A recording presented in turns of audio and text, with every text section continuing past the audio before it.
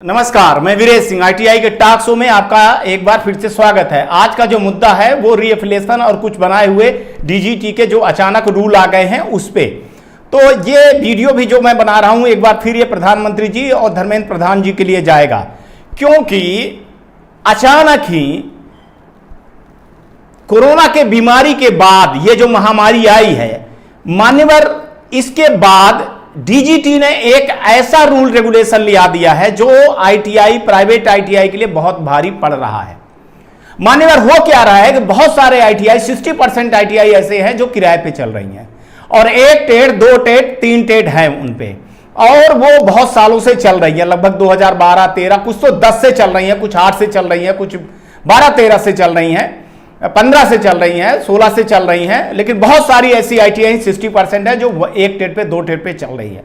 अचानक ऐसी चीजें लिया देना कि आपको 1.07 एकड़ जमीन चाहिए और 4 टेट चाहिए और रीएफिलिएशन करवाइए। रीएफिलिएशन कराने पर ही आपको इतना जल्दी आपको 4 टेट बढ़वाना पड़ेगा, और 4 टेट नहीं तो कम से कम 2 टेट आपको बढ़वाना पड़ेगा, और 1-2 टेट आप बढ़ाइए और इसके बाद आप 1.07 एकड़ जमीन पे जाइए। तो सर बहुत बड़ा मुश्किल का काम हो जाएगा इतना जल्दी। तो ये एक बहुत बड़ा समझने की फेर है डीजीटी को कि इतना जल्दी सब कुछ कैसे हो जाएगा, जबकि किराए से जो आईटीआई चल रही है वो किराए तक तो दे नहीं रही है, किराया दे नहीं पा रही है मकान मालिकों को। कई मकान मालिक जो है तो कोर्ट केस चल रहा है, कई मकान मालिक आईटीआई वालों को जो है तो आईटीआई बंद कर दिए हैं।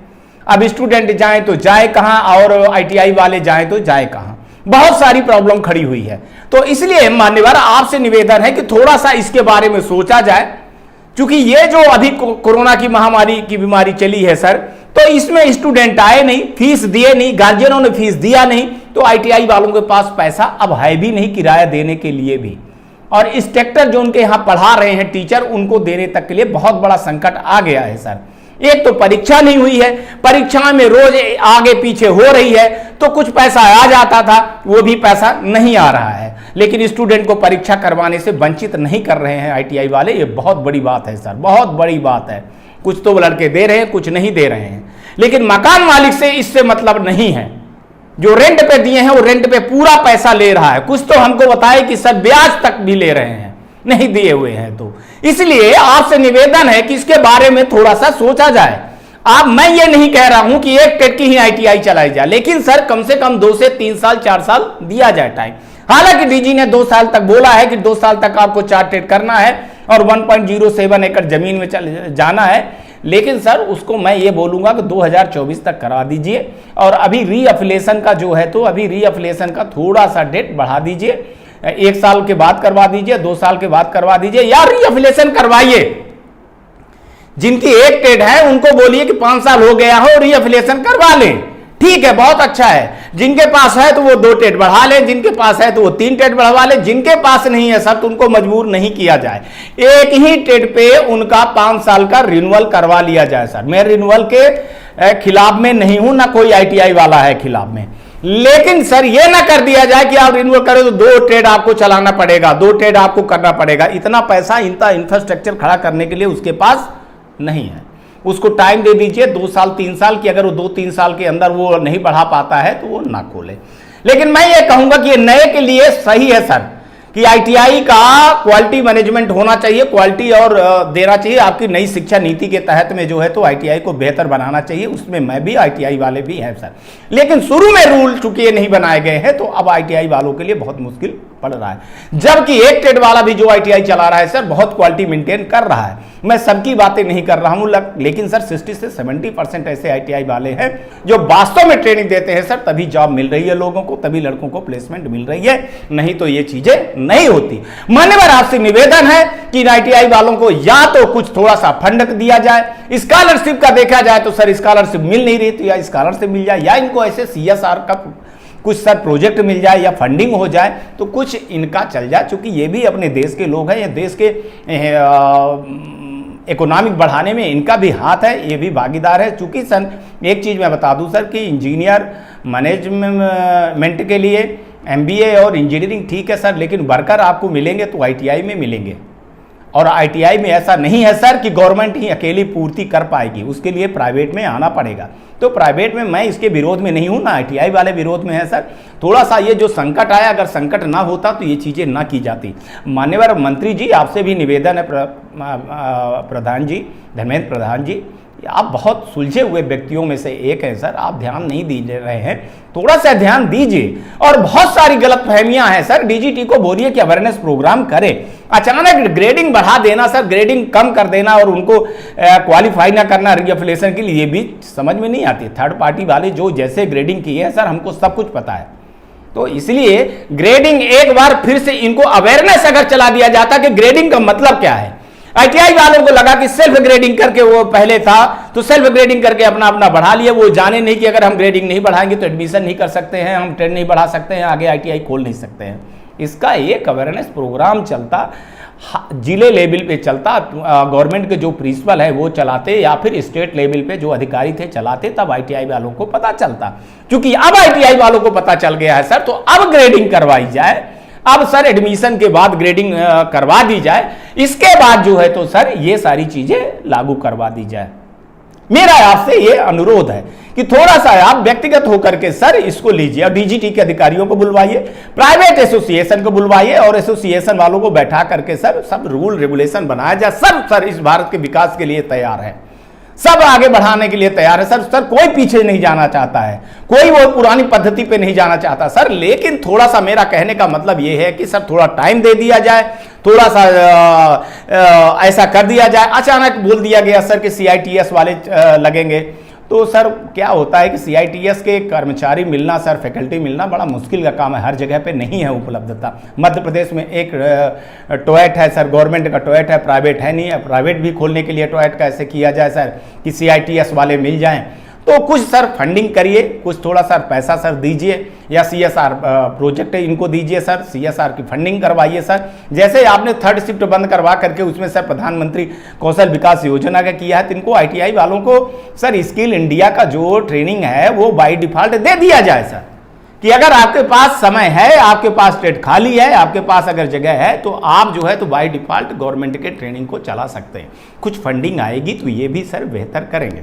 मैं सबकी बातें नहीं करता हूं सर, अपवाद होते हैं, मैं समझ रहा हूं बहुत सारे आईटीआई में माफियागिरी चल रही है, दलाली चल रही है सर। लेकिन ये दलाली का अगर गवर्नमेंट का कोई आदमी नहीं मिला है सर, तो ये सब चीजें नहीं हो सकती है। गवर्नमेंट का कोई न कोई आदमी मिला रहता है सर, स्टेट के मिले रहते हैं और डीजीटी के भी मिले रहते हैं। एक वीडियो जो पिछली बार दिया तो आपने देखा कि राजस्थान के भाई साहब ने बोला कि सर डीजीटी जो है तो मार्कशीट इशू कर रही है, पास होने की जो फेल हुए हैं लड़के। तो सोचिए आप, ये कितना बड़ा घपला है सर। ये डीजीटी के मुंह पे बहुत बड़ा तमाचा है सर। वहां की जितने भर अधिकारी हैं, उन अधिकारियों को सर कोर्ट केस होना चाहिए, उनको जेल में भेजिए। ये देश के भविष्य के साथ में खिलवाड़ कर रहे हैं सर, ये खिलवाड़ नहीं होना चाहिए। मार्कशीट बेच रहे हैं, बताइए आप, लड़का ट्रेनिंग नहीं करवाएगा, बिना ट्रेनिंग किए हुए जाएगा पास आउट होकर के, तो वो बेरोजगार कहलाएगा सर, स्किल रहेगा नहीं। तो एक वीडियो है सर, वो मैंने पिछले बारे में डाला था, जब भी कभी आप मांगेंगे तो सबूत के तौर पे मैं राजस्थान के एक आईटीआई के डायरेक्टर हैं, उन्होंने ये खुलेआम बोला है कि मेरे पास इसका सबूत है, तो आप दिखवाइए सर। और थोड़ा सा मेरा निवेदन है सर कि फिर से ग्रेडिंग करवाइए, और ग्रेडिंग के बारे में सबको एक अवेयरनेस प्रोग्राम चलवा दीजिए स्टेट में, और डीजीटी के अधिकारी करवा दें। एक बहुत अच्छा है कि सर इस बार जो है तो डीजीटी जो निरीक्षण करने जा रही है, तो डीजीटी के अलावा स्टेट के लोग जा रहे हैं, और गवर्नमेंट का प्रिंसिपल जा रहा है सर, और साथ में आपका प्रिंसिपल है, प्राइवेट आईटीआई का प्रिंसिपल है, सेक्रेटरी हैं, और एक इंडस्ट्रियल आदमी है सर। ये बहुत अच्छे है कि एक आदमी को अब जुगाड़ नहीं कर पाएगा, अब जितने आदमी को जुगाड़ करना है तो आप जुगाड़ करो, पैसा देने वाले पैसा दे करके जुगाड़ करें, लेकिन ये चीज़ें संभव नहीं है। तो बहुत अच्छी बात है सर, हम उसका स्वागत करते हैं आपके इस फैसले का, डीजीटी के इस फैसले का। लेकिन डीजीटी को भी अपने फैसले को देखना पड़ेगा कि ये जो कोरोना की महामारी आई है सर, इसलिए मैं बोल रहा हूं, नहीं तो सर मैं बिल्कुल भी नहीं बोलता। 28 साल से मैं सर आईटीआई का काम कर रहा हूं, मैं देखता हूं, मैं अवेयरनेस का प्रोग्राम करता हूं, मैं हर एक आईटीआई वाले को जानता हूं सर, मैं पूरे दुनिया में पैन इंडिया में जाता हूं और देखता हूं वास्तव में सर स्किल का काम हो रहा है। बहुत अच्छी पहल है आपकी सर, स्वागत करने के योग्य है सर। लेकिन थोड़ा सा सर देखा जाए, अचानक ऐसे रूल रेगुलेशन थोप देने से सर, पहले तो डीजीटी जो कुंभकर्ण की नींद में सोता रहा सर, आज तक उसने जो है तो रीअफिलिएशन का कभी किया नहीं सर। अगर वो रीएफिलिएशन का शुरुआत में कर देते तो लोगों के अंदर एक डर और एक जागरूकता फैलती और उनको नॉलेज होता कि ये हमको करवाना होता है, तो वो समझते। डीजीटी कभी सर कुछ करती है, कभी कुछ करती है, कभी कुछ करती है, परीक्षा के लिए कभी कुछ कर रही है तो कभी कुछ कर रही है। सही ढंग से सर अधिकारी काम करना नहीं चाहते। ये करते क्या है सर? इनके पास कोई जानकार आदमी है कि नहीं है? नहीं है तो आप बुला लीजिए, मैं आ जाता हूं, आप समझ लीजिए मेरे से, मैं आपको बता दूंगा। 28 साल का एक्सपीरियंस है मेरे को आईटीआई का। आईटीआई भर का नहीं है, सीबीएसई का है, आईसीएसई का है, एमसीआई का है, बहुत जगह मैं काम करता हूं, फ्री ऑफ कॉस्ट काम करता हूं भाई साहब। मैं हर जगह पैसा नहीं लेता हूं और मेरा ये फैशन है। तो आप लोगों को जहां नहीं समझ में आ रहा है तो पूछ लीजिए, मैं डीजीटी को अधिकारियों को बोल रहा हूं। परीक्षा एक ऐसी चीज है जिसपे मजाक मत करिए आप लोग। प्रधानमंत्री जी आपकी ये वीडियो देख रहे हैं, आज नहीं तो कल कार्रवाई आपके ऊपर होगी, आप लोग सुधर जाइए। मैं बार बार आपको चेता रहा हूं और आईटीआई वालों को भी चेता रहा हूं कि अब अपनी आदत को छोड़ दीजिए, अच्छे पे आइए आप, ये दलालों और माफियों से दूर हो जाइए आप। आपकी बात मैं उठा रहा हूं तो इसका मतलब ये नहीं है कि हर बार मैं आपकी हेल्प ही करूंगा। अगर आप गलत रहोगे तो मैं आपकी भी शिकायत करूंगा, ये आप समझ लीजिए। देश के भविष्य के साथ खिलवाड़ करने का किसी के पास अधिकार नहीं है। क्योंकि आप भी तो सोचिए, आपका भी लड़का कहीं पढ़ रहा होगा, चलिए आईटीआई भी कर रहा होगा, तो अगर यही स्थिति है तो इंजीनियरिंग कर रहा होगा, तो इंजीनियरिंग वाले भी तो यही कर रहे होंगे, यही एमबीए वाले भी तो कर रहे होंगे, यही तो एमबीबीएस वाले भी कर रहे होंगे, यही पॉलिटेक्निक वाले भी कर रहे होंगे। तो देश के बच्चे आपके बच्चे हैं। और आप समझिए कि आपने आईटीआई क्यों खोला है। आपको ईश्वर ने आपको नियति बनाया है, इस देश के भविष्य के निर्माता के साझीदार आप बने हुए हैं। आप बहुत बड़ा परोपकार का काम कर रहे हैं। प्लीज डीजीटी को भी बता रहा हूं और आईटीआई को भी बता रहा हूं, ये अपराध ना करिए। मेरी आवाज को मैं टैग कर चुका हूं, प्रधानमंत्री जी देख चुके हैं, धर्मेंद्र प्रधान जी देख चुके हैं और आज भी देखेंगे। आपस में बैठ कर करके एसोसिएशन वालों को बुला करके समझ लीजिए कब करना है और तब आप फैसला करिए। अगर आप ऐसे फैसला नहीं करेंगे तो ऐसे वीडियो बनते रहेंगे और ये मैं इसके बाद मीडिया पे भी चला दूंगा। तो आपको मैं बोल रहा हूं कि डीजीटी वाले आप लोग जो है तो सुनिए, और ये प्रधानमंत्री जी भी देख रहे हैं। प्रधानमंत्री जी, मैं कार्रवाई के लिए नहीं कह रहा हूं, लेकिन इनको आप बोल दीजिए, इनको चेतावनी दे दीजिए कि जो भी रूल रेगुलेशन बनाया जाता है तो तुगलकी फरमान ना करें। हम साथ में हैं। जो भी रूल रेगुलेशन आते हैं हम अवेयरनेस का प्रोग्राम चला करके हर आईटीआई वालों को वीडियो बना करके देते हैं। हमारी आईटीआई टॉक शो है, गूगल पे उस पे जाइए, आप यूट्यूब पे आईटीआई टॉक शो लिखिए, आपके बहुत सारे वीडियो मिल जाएंगे और उस वीडियो को देखिए, आपको पता चल जाएगा कि मैं क्या अवेयरनेस का प्रोग्राम करता हूं और कितना मैं गवर्नमेंट का सपोर्ट करता हूं और कितना मैं आईटीआई वालों का भी सपोर्ट करता हूं। तो इसलिए मेरा आपसे निवेदन है कि आप लोग इस हमारी दिक्कतों को, जो प्राइवेट आईटीआई वाले दिक्कतों को है, तो डीजीटी वालों सुनिए और थोड़ा सा टाइम दे दीजिए।